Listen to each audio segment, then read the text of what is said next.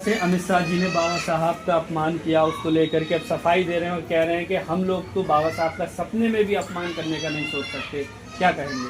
देखिए, देश के उस संवैधानिक कुर्सी पे बैठा हुआ व्यक्ति, पीएम के बाद लोकतंत्र में अगर कोई पावरफुल कुर्सी है तो उसका नाम गृह मंत्रालय है। और गृह मंत्री का संविधान निर्माता, उसी संविधान निर्माता के द्वारा दिए गए संविधान की वजह से वो आज उस मुकाम तक पहुंचे हैं। नहीं तो जिस तरीके का एलिगेशन उनके ऊपर लगा था, अगर संविधान नहीं होता तो वो जेल में होते। और आज हिंदुस्तान के उच्च सदन में संविधान निर्माता का जैसे शब्दों का इस्तेमाल किया, वो शब्द मैं बोल भी नहीं सकता, क्योंकि वो बोलते हुए भी जिह्वा लड़खड़ाएगा। क्योंकि मुझ जैसा गरीब एक पंडित का बेटा अगर राजनीति कर पा रहा है तो वो सिर्फ और सिर्फ बाबा साहब भीमराव अंबेडकर जी की वजह से, क्योंकि उन्होंने वो संविधान में ताकत दिया है, संविधान में हर किसी को बराबरी का अधिकार दिया है, संविधान ने सबको एक अपना मौलिक अधिकार दिया है, अपने अभिव्यक्ति की आजादी दी है। और सरकार जब भी आपके खिलाफ गलत कुछ करेगा तो सरकार के खिलाफ आप संवैधानिक तरीके से उसका विरोध कर सकते हैं। लेकिन भारतीय जनता पार्टी और कांग्रेस अछूत नहीं है, कांग्रेस अछूत नहीं है इससे।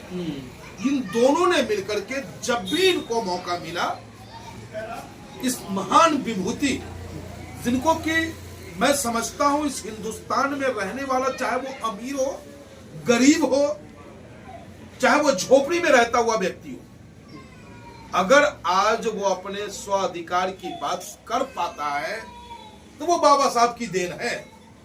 तो हम ऑल इंडिया मजलिस इत्तेहादुल मुस्लिमीन, तो आप स्वर्ग जाना नहीं चाहते? इस बाबा साहब ने जो संविधान दिया है ना, उस संविधान को हमारा नेता लागू कर दे, हमारा हिंदुस्तान स्वतः ही स्वर्ग है। और इस स्वर्ग को छोड़कर जाने की इच्छा कभी नहीं आपकी करेगी। इससे बेहतर स्वर्ग कहाँ मिलेगा?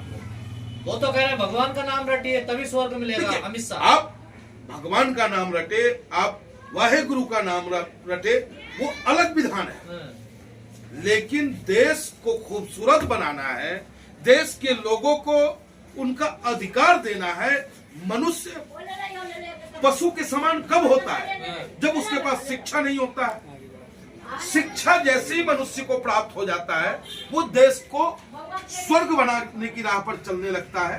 तो इसलिए बाबा साहब भीमराव अंबेडकर का संविधान ही हमारे देश को स्वर्ग बना सकता है। और उस मार्ग, और जो बाबा साहब को अपमानित करने का कुठित प्रयास किया है इन्होंने, उसके खिलाफ है ऑल इंडिया मजलिस इत्तेहादुल मुस्लिमीन। कल 24 दिसंबर को उत्तर प्रदेश की तमाम जनपदों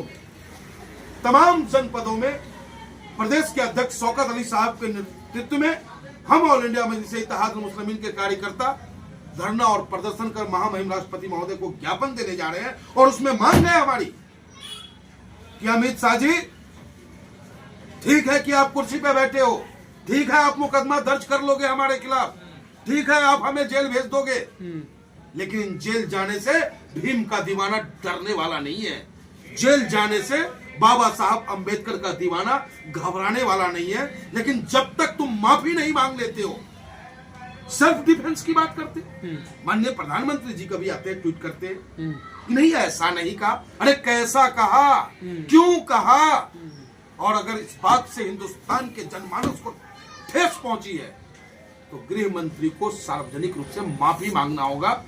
क्या लगता है एक बड़ी गलती कर गए हैं गृह मंत्री जी? देखिए, गलती के तो पुतले हैं ये लोग, लेकिन दुर्भाग्य है हमारे देश की कि लोकतंत्र के 4 खंभों में से एक खंभा जो पत्रकारिता है, जो अपने आप को इंटरनेशनल मीडिया कहलाती है, वो सरकार की गोद में बैठ गया है और सरकार की नाकामियों को, सरकार की कमियों को उजागर नहीं कर पा रहा है। मैं तो सैल्यूट करता हूं, प्रणाम करता हूं आप जैसे वेब मीडिया की मां को, जिन्होंने आप जैसे बेटे को जन्म दिया है, जो समाज की अच्छाई और बुराई को आम जन तक पहुंचाने का कार्य कर पाते हो। मेरे वीडियो को एडिट करके दिखाया गया है, ये कांग्रेस की बड़ी साजिश है।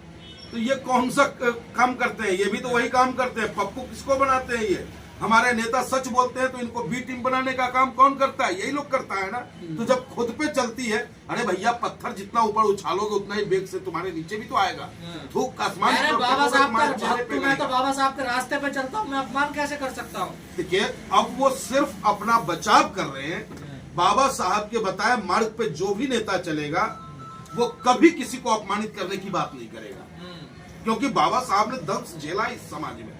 बाबा साहब जब थे उस वक्त में इस समाज में कितनी कुरीतियां थी। बाबा साहब जैसे लोगों को जीतने नहीं दिया गया चुनाव में। कौन थे उस वक्त के वो लोग? आखिर क्यों नहीं उन्हें जीतने दिया गया, जबकि वो संविधान निर्माता रहे? उन्होंने छुआछूत के दंश को झेला। प्रारंभिक काल से, शिक्षा के प्रारंभ काल से, बाल्यकाल से लेकर के प्रौढ़ काल तक हमेशा समस्याओं का निरंतर वो सामना करते रहे।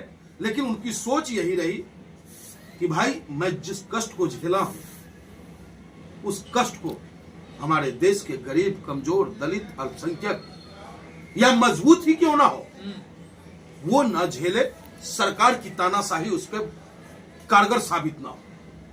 तो क्या लगता है जिस प्रकार अमित शाह को सफाई देनी पड़ी है, क्या ये आंदोलन का असर है जो पूरी सरकार सफाई देने पर उतरी हुई है? देखिए ये आंदोलन किसी पार्टी का नहीं है, मैं पहले आपको बताता हूं। बाबा साहब हर घर में बसते हैं, हर दिल में बसते हैं, और बाबा साहब को अपमानित करने वालों के खिलाफ हिंदुस्तान की जनमानस है आज। और अब अगर इस जनमानस की आवाज को माननीय गृह मंत्री नहीं समझ पाए, माननीय प्रधानमंत्री नहीं समझ पाए, तो इस तरीके से भाजपा गायब होगी हिंदुस्तान की राजनीति से, जैसे गधे के सर से सिंह गायब हो गया, जो आज तक ढूंढने से नहीं मिलता है।